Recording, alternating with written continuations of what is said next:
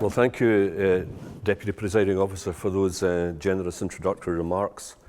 And of course, I'm honoured to give this presentation and the invitation I received from the Welsh Governance Centre, not least because I'm not a political scientist and I'm certainly not a social scientist. I'm an historian, and I'm not even an historian of Wales. I'm an historian of Scotland, and I've got some awareness of what's going on in this country, but I'm nowhere an expert awareness. So that means that I hope that what I have to say tonight will be of at least implicit comparative resonance to people in the audience. And when we get to question time and discussion, I'll make sure that members of the Welsh Governance Centre are there to assist me with answers if any questions relate to the Welsh situation. Although, as I say, I have some awareness of what's going on here.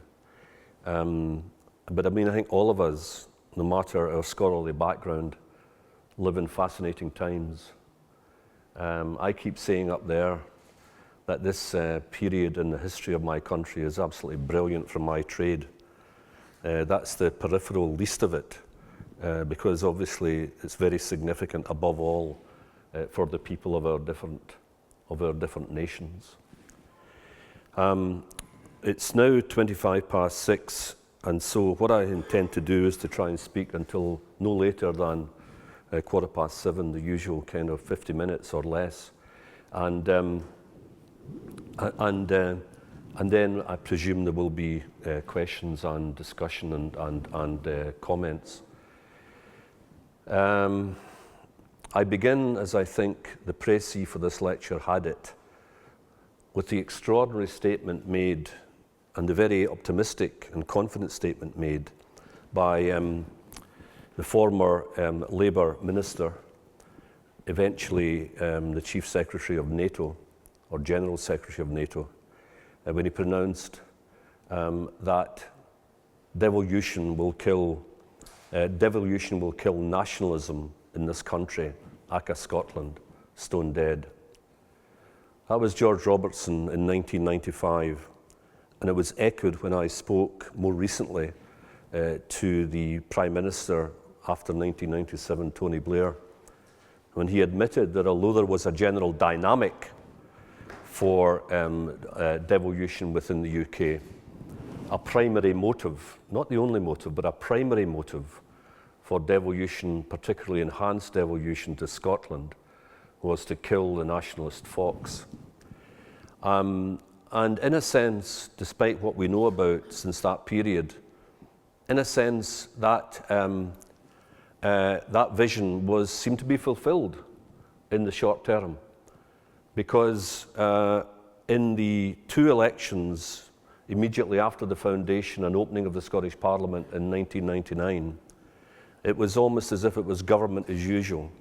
It was the continuation of Labour hegemony, together because of the nature of the new proportional voting system, together with a kind of Liberal Democrat slightly add-on during that time. And that was a difficult time also for the Scottish National Party. It's so much so that in the first few years of the new millennium, 2002, 2003, 2004, there was a growing angst about the performance of Alex Salmond's successor, John Swinney, regarded as a very decent man, but apparently not having the same charismatic appeal to voters. We'll come back to Swinney later in a different guise, because he is actually quite important in the long-run history of that particular political party. But then things changed rapidly. In fact, things changed at an almost cataclysmic rate in the elections and the various political events since 2007. Minority SNP government in that year. In the next Scottish election, majority SNP government, allowing for the projection of an independence vote, a vote on Scottish independence, which was agreed by Cameron in the same way as he agreed to more recent events. And then the astonishing thing that despite at the beginning of the campaign only 27% of those who indicated their decision to vote would have voted for independence, when it came to the actual event itself, 45% of the Scottish people, on an enormously enlarged franchise or registration of votes during that time, decided to vote for independence. Clearly, however, the Unionist camp, the no camp, won, and won decisively. But there was no Canadian situation. There was no complete collapse of that dynamic which had developed before the September 2014 vote. Instead of that, many commentators of more unionist persuasion were alarmed to see that those who had lost seemed to be behaving as if they had gained. And not only that, there was an enormous increase, a curve of increase during that period in the successive year and a half of SNP membership, to the extent that something like 127,000 are now formal members of that party. If you gauge that relationship in relation to per head of population, it must surely be one of the biggest political parties, if not the biggest political party per head of population in Western Europe. We're going to come back to all of this in terms of analytical understanding or attempted analytical understanding later. And then, of course, the extraordinary thing happened in the general election of May 2015. Not simply the annihilation, but the immolation of that great party that had not only given what the Scots wanted in 1945 above all else, in terms of what we now call the welfare state, but had ruled Scotland both locally and nationally after the evisceration of the Tory vote in the late 1970s, early 1980s. And it crumbled, to mix metaphors, almost like snow on a dike on a spring day. During the Edinburgh International Festival, as I was mentioning to one of the audience earlier, I was sitting next to Freudian slip, I was sitting next to the last surviving Labour MP, and also on my left-hand side was the recently elected leader of the Scottish Labour Party, and it was a fascinating discussion because what we were discussing is how can this be mended, if at all. I mean, I was obviously looking at the outside as an independent and interested person. And now we've got the final stage in this narrative. Scotland voting to remain in Europe while the rest of mainland Britain decides to leave. And what that adds as an additional stage in the process. And many of you will have heard that today, and only discovered it when I was in BBC Radio Wales giving a number of comments about Scotland at this stage, that Nicola Sturgeon has announced preparation for another, a potential other independence referendum. As again, I said to some people tonight, you've got to be very careful with the actual specific prose of our current First Minister compared to the previous First Minister, who's much more guilty of overweening rhetoric, or what in Scotland we call good crack. This is simply, at the moment, nothing other than a degree of saber rattling that there has to be, and I hope there will also be in some other parts of the UK, such as Northern Ireland, deep pressure kept on the Westminster government. And already that government is proving to be slightly truculent in relation to some quasi-promises made about consultation with the various devolved assembly. And my own personal view on it, no better or worse than anybody else's, is that this is simply another way of keeping pressure. That, listen, Prime Minister, we still have the capacity, and given the fact that at the very beginning of the process in 2014, there was only 27% prepared to vote for independence, but eventually 45% voted for it, and at the moment 48% are willing to vote for it. Not enough, in my view, to guarantee any kind of success. But given that historical background and those numbers, you could still be a prime minister who saw or oversaw the disintegration of the United Kingdom during your watch. So what I want to do tonight, ladies and gentlemen, is try and interpret this most recent history of the Scottish nation. And I want to try and do it in three parts. The first part, because it's absolutely essential to understand this dimension.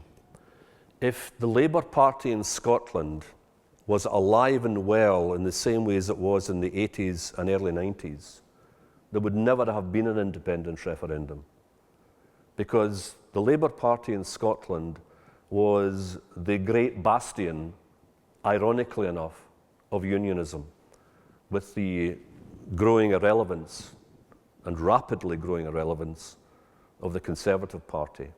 Of course, Liberal Democrats still had a role to play, and they did play a role in the early years of the new Scottish Parliament. But numerically, they could not provide the defence of the Union that, by sheer force of historical circumstances, the Labour Party was left with.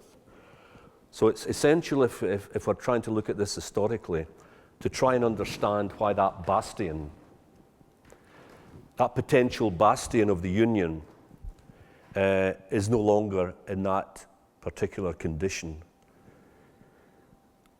And even in terms of our current numbers, electoral numbers for Labour, it's still a patient in bed. It's not dead by any means, but there needs to be a period of tender care and convalescence, to say the least.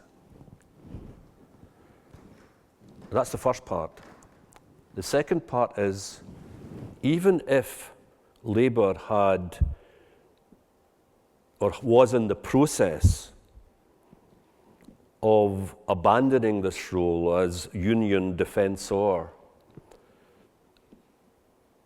the alternative government, the alternative political party, that which had at its heart Scottish nationhood or Scottish independence, had to perform in a certain way, to, first of all, gain governance, which was not supposed to be the case in a proportional voting system, which it did in 2011, but also the development of ways and means of expanding the independence vote, which seemed even less than a third of the popular vote in Scotland just a few years before 2014. I mean, it's not only a story of the Scottish National Party, because as we'll see when we get to the third part, which I'll describe in a few seconds, that the dynamic in Scotland was not restricted to formal political organisation in 2013, 2014. It was much wider and deeper than that. Being involved in it and seeing it was quite a remarkable experience. And of course it can be exaggerated, and has been by some rhetoricians in the press and also from the SNP perspective. But I can assure you that a very large part of what was being reported during that campaign was a real experience. We'll come to that later. And then the third element is to take the story up to date, or reasonably up to date, to take it from the failure of the independence vote to the current situation, and really to ask the central question: why did the pro-independence movement not collapse, or at least show some degree of crumbling or erosion in the immediate aftermath, or the few years after the defeat of 2014? Why was it that defeat was regarded by many commentators, independent commentators that is, both journalists and scholars, don't like the word academic, suggests irrelevance. So I always use scholars. And even in media interviews, if somebody says I'm an academic, I immediately say, no, I'm not an academic, I'm a scholar, or I try to be a scholar. That's pedantry, so please forgive it. But the main point I'm trying to make is that in that kind of third area, that there was a general recognition by independent-minded people that 2014 seemed to be a Pyrrhic victory. It was certainly a decisive victory numerically, 10%. But it seems to be about to go down in the history books when they are written as, quote, a Pyrrhic victory. Why was that? And why was the post-independence campaign sustained? To the extent that the SNP annihilated Labour in the May 2015 elections, general elections. So first of all, and I say this with passion, the sad decline of the Labour Party in Scotland during this period. Some commentators, especially journalists, perhaps given to instant comment, have got one reason for it, and that is the infamous or Satanic Pact, as it's sometimes called, when in the lead up to the Scottish independence referendum, the Labour Party joined with the Tory Party in the same events and on the same stage to try and protect the Union. You know, we've got to remember that even to this day, although there's murmurs of some degree of recovery, Toryism in Scotland is still regarded as a virulently toxic brand. And for the so-called People's Party to do this, it was regarded as completely unacceptable and may have led to their annihilation in May 2015. But that, in my view, is superficial. It's superficial because we require the trade of the historian to examine what was happening, if you like, below the surface. I have to say, ladies and gentlemen, that one of the metaphors I use for this story is of the Labour Party, and of course this can only be said with hindsight, the Labour Party as a large, shiny nut, glossy on the exterior. Because don't forget, as late as the general election of 2010, continued handsome victories in Scotland. But within the nut is the rot setting in. And the rot sets in to such an extent that when there is something like the situation I described a few moments ago, standing together with Tories on the central question relating to the future of Scottish nationhood, the whole thing crumbles, and crumbles so swiftly, to the astonishment of all commentators around it. So what I'm going to argue is this: even in its heyday, the Labour Party was already beginning to experience certain internal difficulties and external difficulties that were going to be very hard, very difficult indeed to combat. Here's the list. First thing to remember is Scotland's undergone a silent economic and social transformation between the early 1980s and the mid-1990s. Even as late as the 1970s, some of the great industries of imperial Scotland were still apparently alive and semi-well.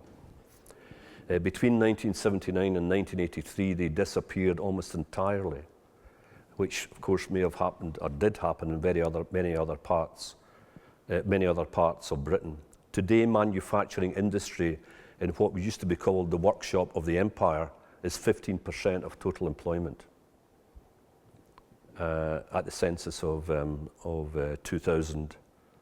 2011.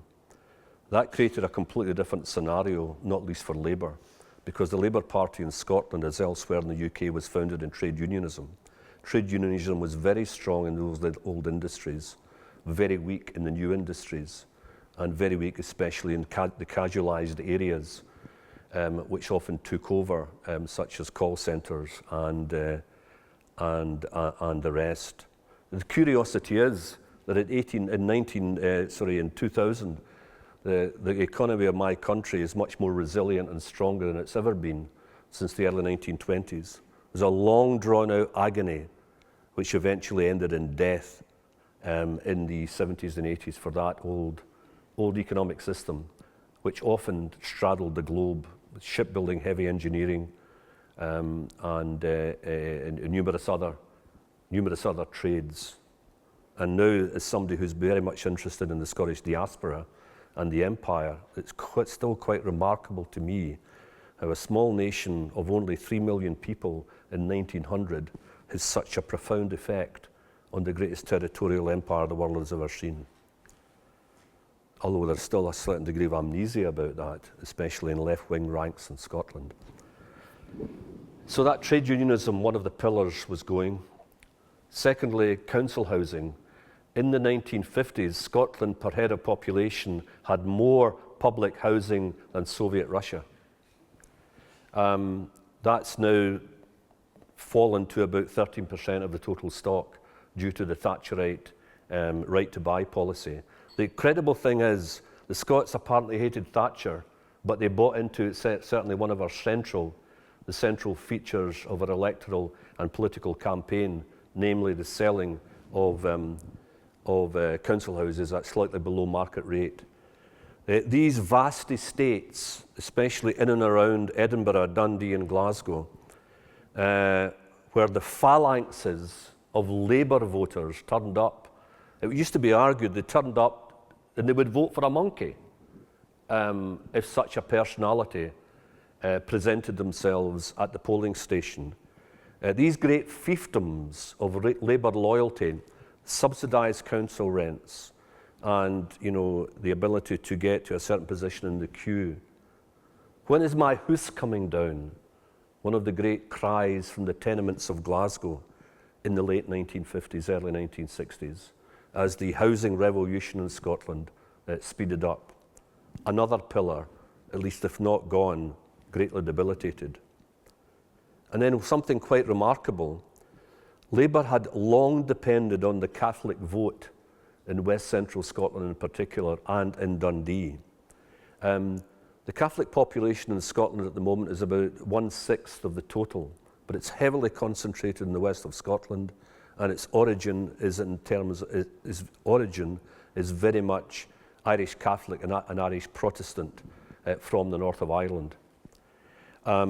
Since the evolution of the Free State in the 1920s and the switch away from the Liberal Party, which was for Irish nationalism, it's been a bulwark, or has been a bulwark, of the Labour Party in Scotland as the party of social justice for a community which, compared to its American cousins, has languished with great difficulties, social and economic difficulties, for most of the 20th century.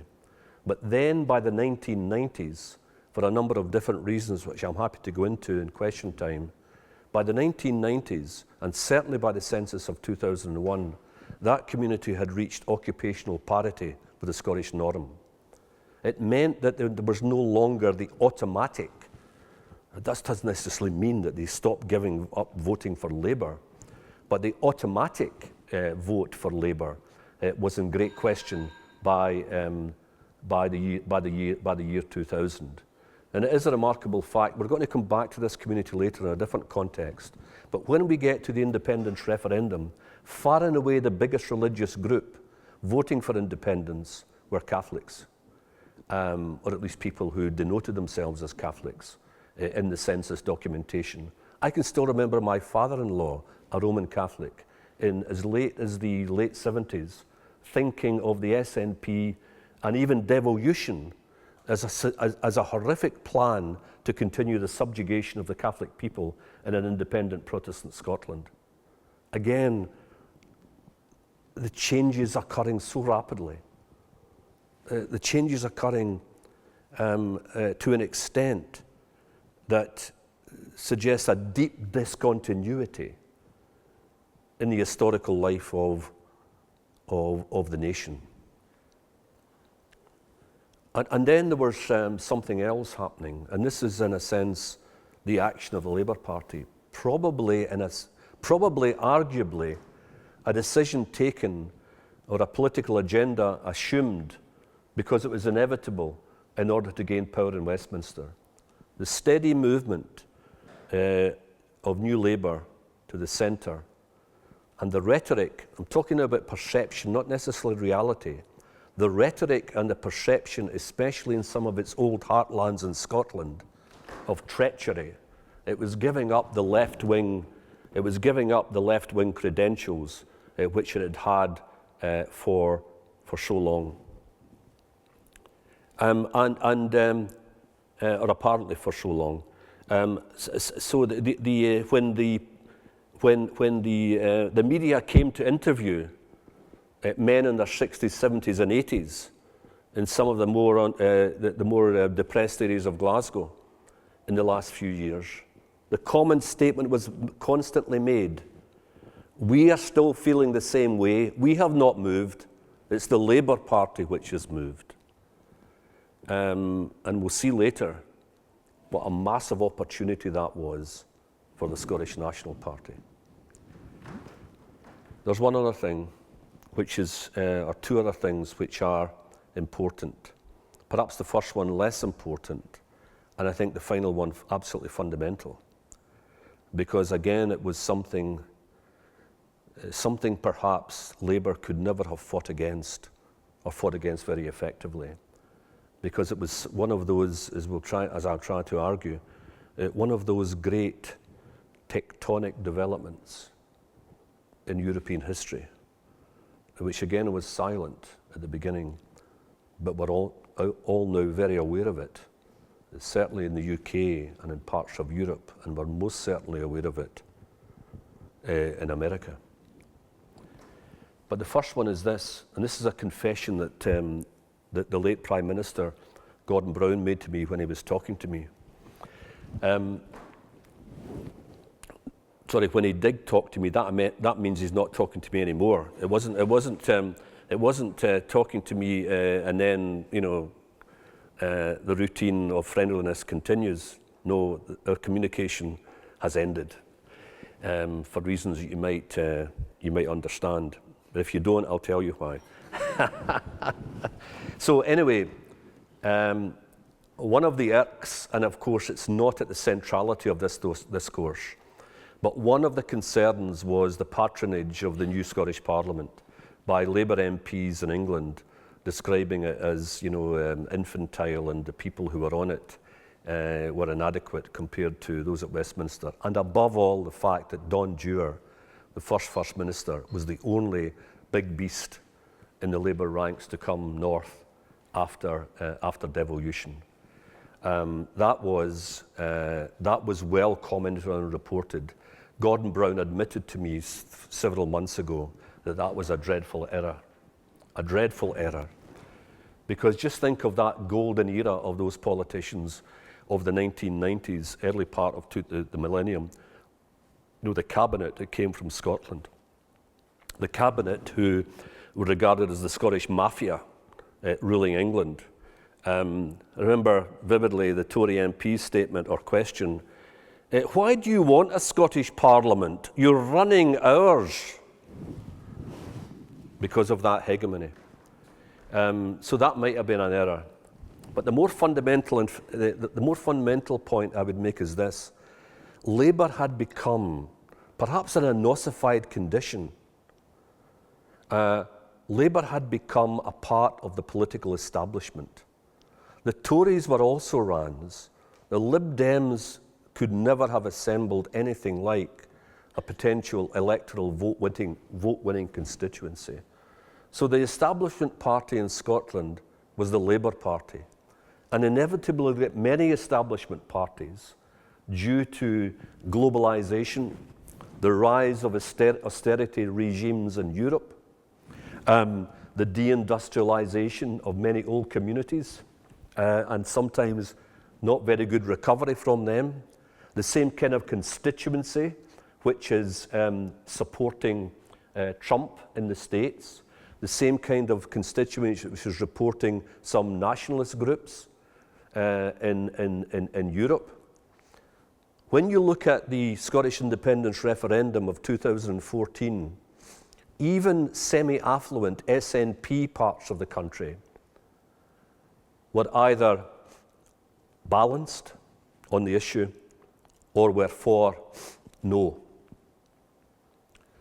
The big vote came from the housing schemes, so-called big housing estates of Dundee, parts of Edinburgh, but particularly Glasgow and the hinterland around Glasgow.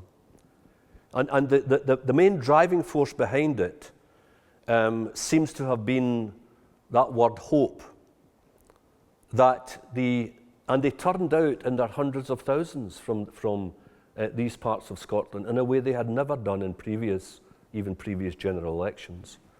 The main thing was that the independence dynamic was transformed between 2013 to 2014, not necessarily as a vote for constitutional change, but as a vote for constitutional change in order to produce a social remedy, enhanced prospects for people in these difficult circumstances.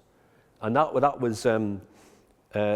was especially delivered by the relentless canvassing of some quite extreme left-wing groups going round the housing schemes and ensuring that many voters for the first time were registered.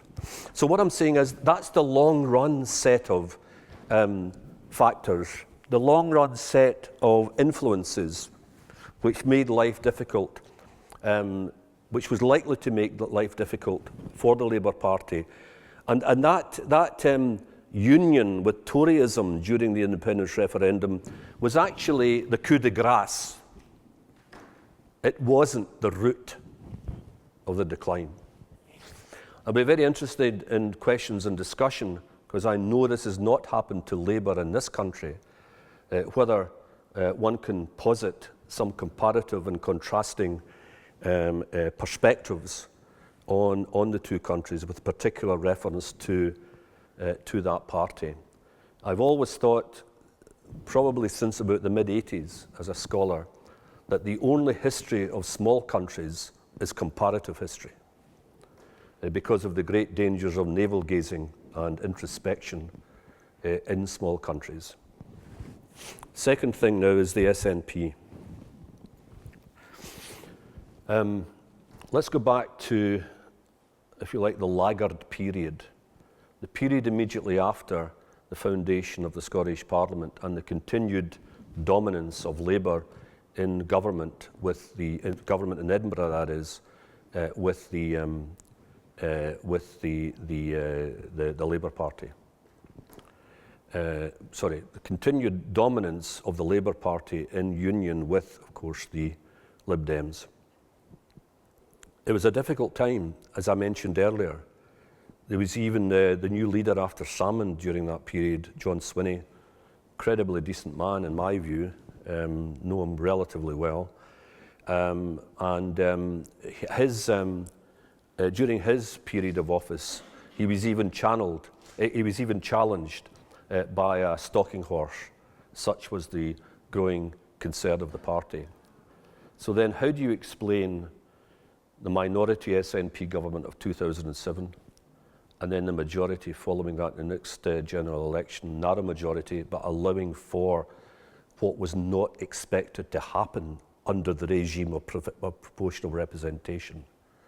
And then finally, this apparently Pyrrhic victory by Unionism, which in no way, if you want to put it this way, from a unionist perspective, in no way has lanced the boil of usurping nationalism. What I want to do is divide my answer to that question into two parts. The first part, I want to try and give you some indication that the SNP were lucky because the context, the broader social and economic, political and cultural context, was working to a degree to provide them with a substantial amount of increasing support, no matter what they did. And in the second area, of course, is the actorship of the Scottish National Party, the way in which they produced policies and behaved in a certain way, as far as policy was concerned, which seemed to go down extremely well with Scottish voters, allowing, therefore, minority government and then slight majority government the gates open then to the independence referendum. So the context which favoured them, and by implication may not necessarily have favoured Labour to the same degree. Scottish identity, in terms of the well-known Moreno question, that is the question, how far are you Scottish or British, or are you more British than Scottish, etc., etc. And so the number of questions goes down the line of that Spanish political scientist who first produced the approach. There's no doubt between the early 1980s and today, there's been a marked swing in the hybrid identity of Scotland. That dual identity, that, as I've described it in one of my books, that tough old gut has not yet been destroyed. That connection between Scottishness and Britishness, which was being forged from about the middle decades of the 18th century and right on from that point on. Most of the period has been, the pendulum has mainly swung to Britishness, and of course a fortiori during the great wars of the 20th century. But during the last quartile of the 20th century and into the 21st century, whereas the hybrid identity has not been crushed, Scottishness now seems to be in the ascendant and may even have produced a mood of identity politics rather than the old class-based politics that favoured the Labour Party. Because one of the great advantages of the SNP, or the two great advantages among others of the SNP, it was a new party, and therefore, secondly, could attract across classes. It's sheer, the sheer range of the people it attracted, the sheer range which attracted criticism from Labour, that it didn't know what its philosophy was, turned out, ironically, to be one of its strengths. Because of the fact that when the Tory vote imploded, it was actually able to attract Tory supporters from the northeast lowlands of Scotland and from the Scottish borders, although they didn't decide to vote for its primary policy in 2014 at the independence referendum. So that's been one factor that's been certainly to their advantage. It's Scotland's party. We champion old Scotia. And of course the implication again is that the other party, the other competitor, is responsible essentially to London, or at least to the London Labour Party. And of course that has now been revealed in full technicolor detail by one of the previous leaders of the Scottish Labour Party when she resigned and stated that it was a branch office. The Scottish Labour Party was a branch office of London. The related point, of course, is this, that the SNP had the big advantage over Scottish Labour of being the master or mistress in its own house.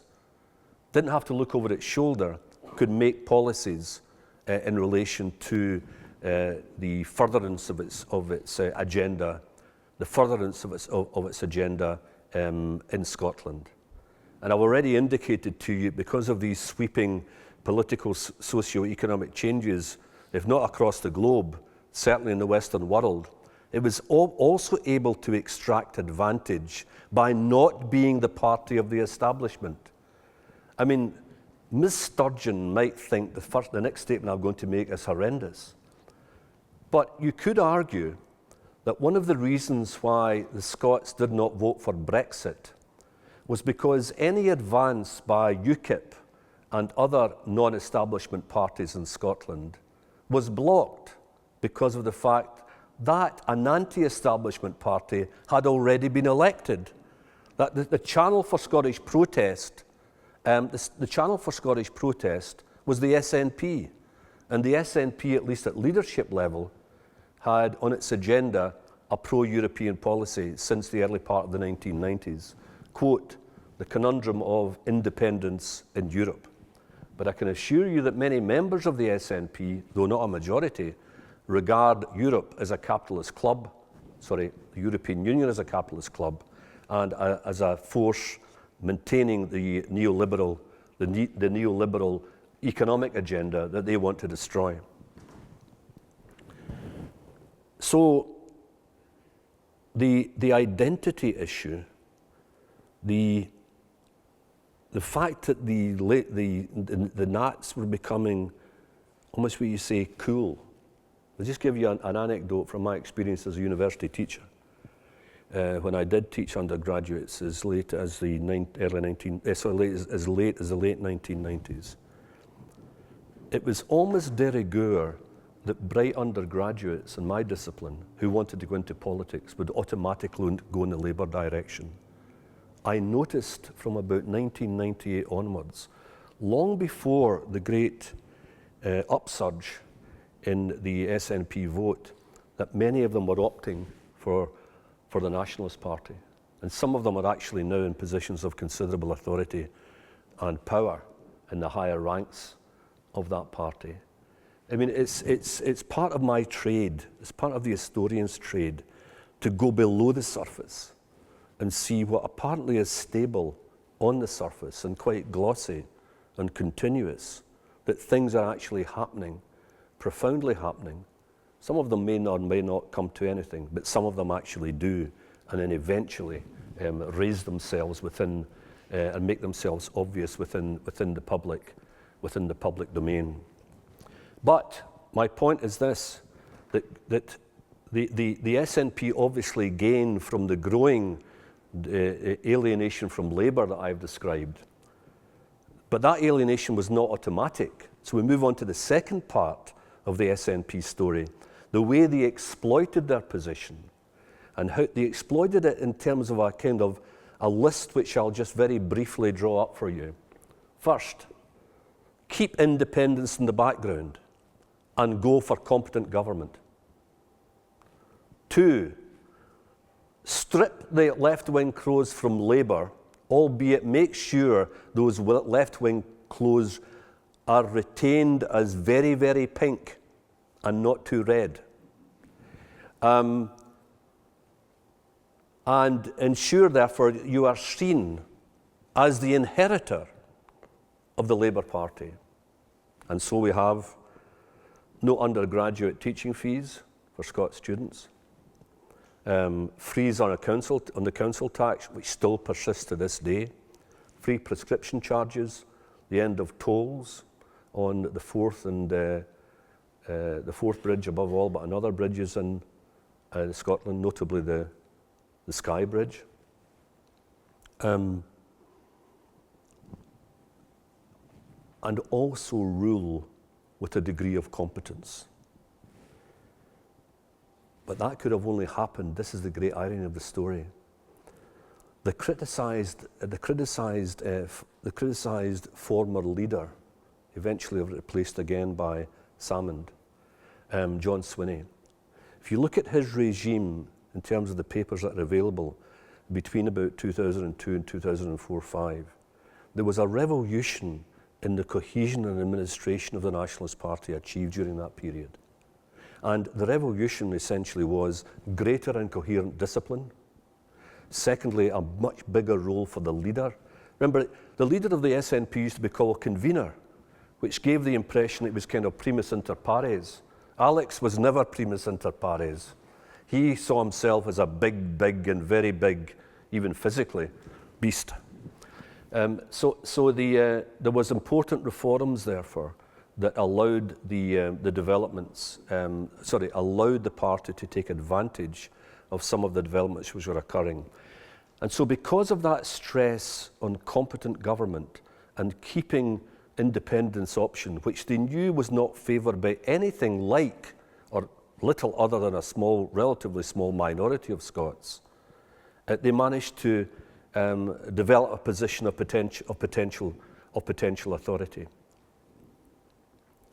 It's so much so that for a period it looked as if they had successfully destroyed the United Kingdom, successfully destroyed the Union of England and Scotland, which had been intact and hardly in any sense even discussed since the 1750s, 1770s, 1760s of the 18th century. The famous political scientific term, banal unionism, fits Scotland to a T for the late 18th, 19th and early 20th, sorry, not the early 20th century, probably right up until the 1970s. In other words, unionism, which was so universally accepted, so routine that it wasn't even mentioned and didn't have to be defended. When the Scottish Unionist Party was established in the first decade of the 20th century, it was the union with Ireland, with the north of Ireland, that it was designed to avoid, not the union between England and Scotland. That didn't require any such support. It was simply an accepted and uncontestable fact. So coming then close enough, and that famous weekend is still very much ingrained in my memory, when the Sunday Times, a matter of days before the referendum, came out with the astonishing poll that independence or the Yes campaign were winning by 2 percentage points, 51 to 49.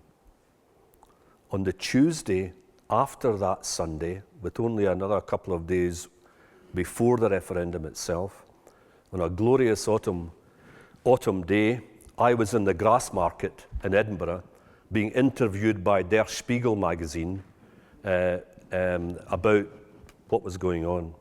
I mean, that was one of the amazing things about what was going on. In a book about these happenings, I referred to that douce and respectable Edinburgh residents were liable to be ambushed by camera crews from places as far afield as Brazil and Croatia and asked their opinion about current Scottish political events. It was an extraordinary time. So this particular period, in that particular day in the Grassmarket, an anecdote which I should have used in a volume, but decided that it was almost certainly untrue, but I give it to you anyway.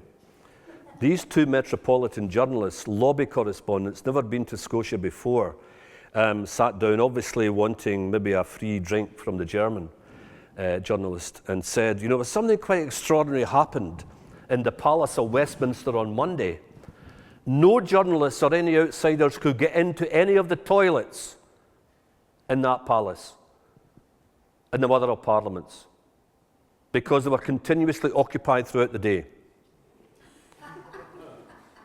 We all had to go to adjacent bars around Westminster to relieve ourselves. And of course, naively, but knowing what the reason for this was, I said, what's the explanation for that? The Sunday Times. I still wish I'd included that in the volume. But of course, I could have added in parentheses or in brackets. This, of course, cannot be vouched for by serious historical research inquiry. So that's in very broad outline some of the advantages which existed for the Scottish National Party, but also some of the reasons that they managed to take advantage of those. And there's just one last point which links into the last point I made about the trauma of Labour. You recall my suggestion that the Great West Central Scotland block vote of people descended from Irish Catholic immigrants and their loyalty to Labour may have been to some extent affected by the transformation in their social and economic condition, or at least their majority social and economic condition in the last quartile of the 20th century. But that was only part of the story, because the SNP made a conscious effort to seduce this ethnicity. We have in Scotland, at least in the areas of strong Catholic settlement, not only Catholic or denominational secondary schools, funded by the state, but also denominational primary schools as well, primary and secondary in some areas, and especially in that great edifice of Glasgow, Greater Glasgow, Lanarkshire, Dumbartonshire, Renfrewshire, and Ayrshire. And the number of comments from Alex Salmond about the greatness and glories of the Catholic educational system, good fill a book. Eventually, Cardinal Thomas J. Winning, then at that point in the 80s, early 90s, the leader par excellence of the Roman Catholic Church and a major media figure in Scotland at that time, more or less blessed, not literally, but more or less blessed rhetorically the nationalist cause. That had been a very effective campaign, and it worked, because minorities, especially those who may have suffered from discrimination in the past, and there was labour market discrimination against this group in Scotland right through into the 1970s, like to be stroked. And then finally, for the last 3 or 4, 5 minutes, the movement from the referendum of 2014 until today.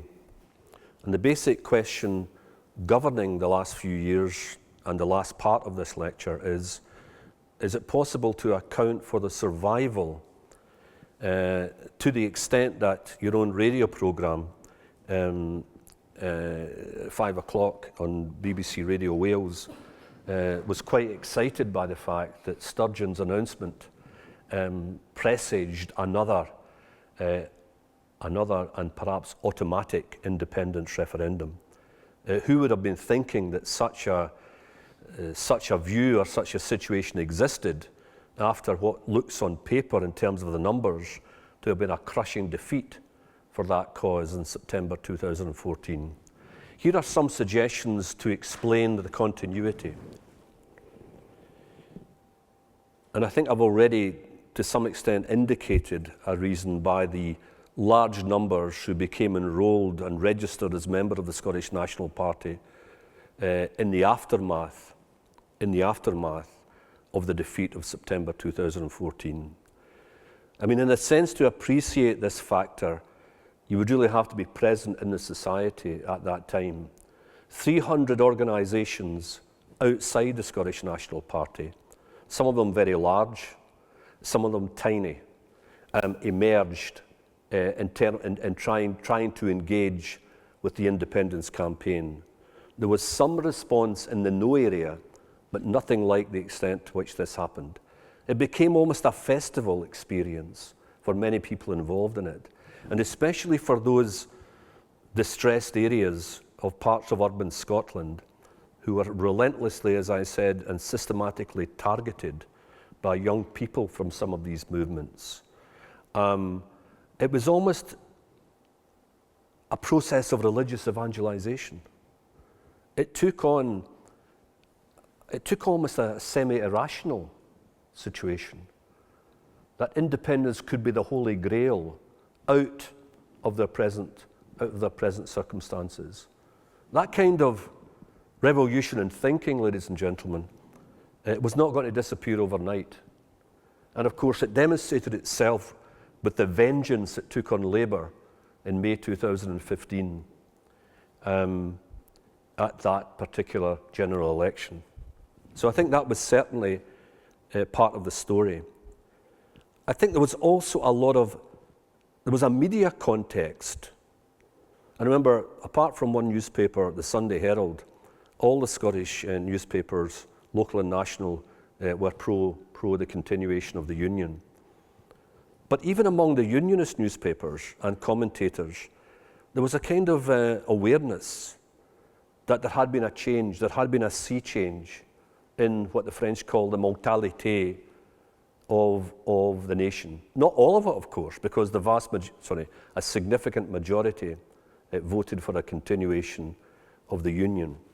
But for the age group between 21, 22 to 45, who overwhelmingly voted for independent Scotland, there did seem to be something in the ether.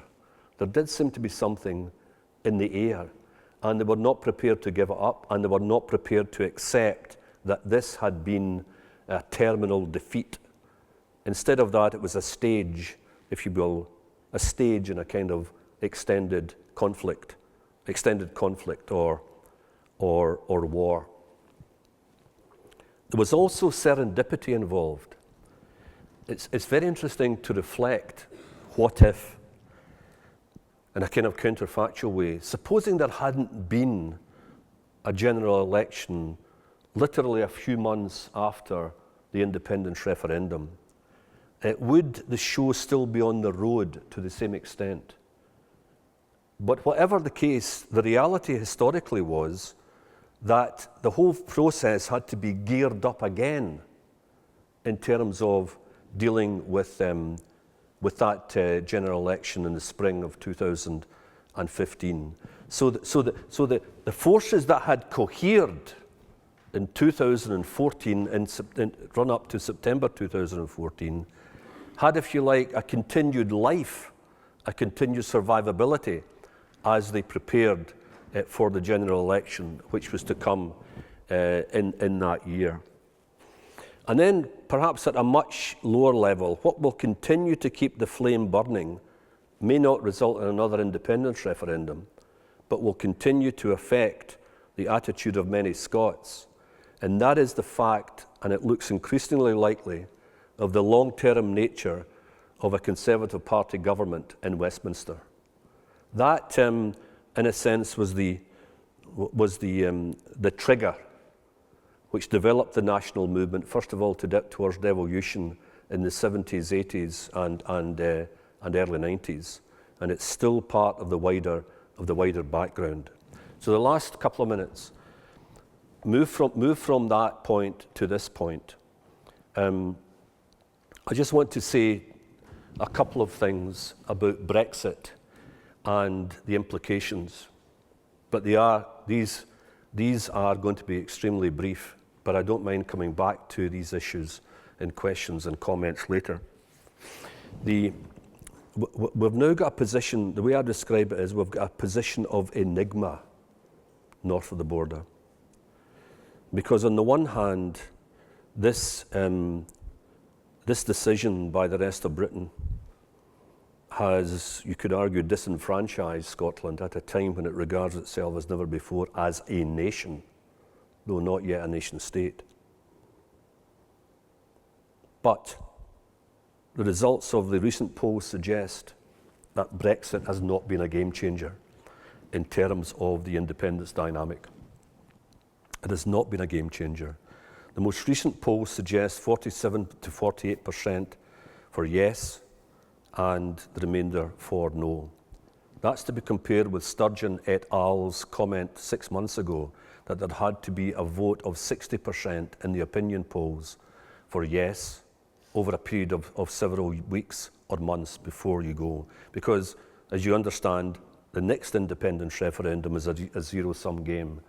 If there is a defeat again, and it's out of the question for that generation, and possibly, can't say forever, but for a very, very long time indeed.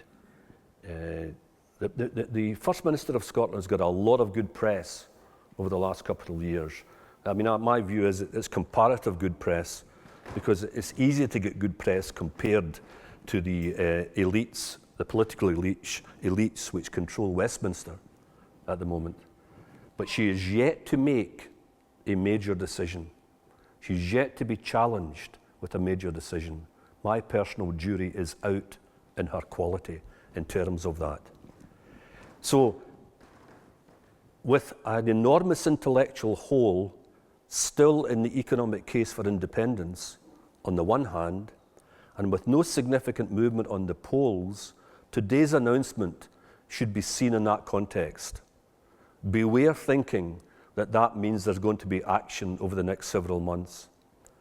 Because apart from anything else, there are working parties going on at the moment, some of them with external international expertise, looking at the currency situation, with the economic situation, which has been so despoiled by the massive drop in oil prices. You've got to remember the sheer scale of that collapse, ladies and gentlemen. If we were independent today as a country, we would have a greater debt burden than Greece. And as I said in an interview I did last night, and if you're interested in it, it might appear for 10 seconds on BBC Newsnight and BBC Two tonight, despite the fact I was questioned for half an hour, but you know the traditional technique. You have that experience for half an hour and then you get 10 seconds. As I argued during that interview, the Scottish people are not daft. They'll have to have, especially that solid mass of, at the moment at least, immovable no voters. They will have to have a convincing case before they will take action which may result in a change of vote.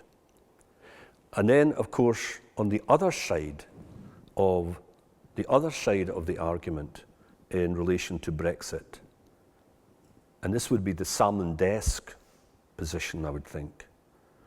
He started off with 27% of a pro-independence position as far as the electorate was concerned, and ended up, or at least he and the SNP and all that army of pro-independence people ended up with 45%.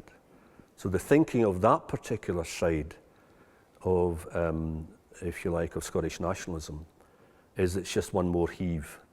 And during a 6-month or 9-month period of discussion and preparation for the vote, we can deliver it.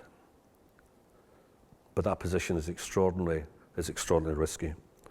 So really, the question remains, what is going to happen? And that question cannot be answered by me tonight, because the future is not my period. Thank you.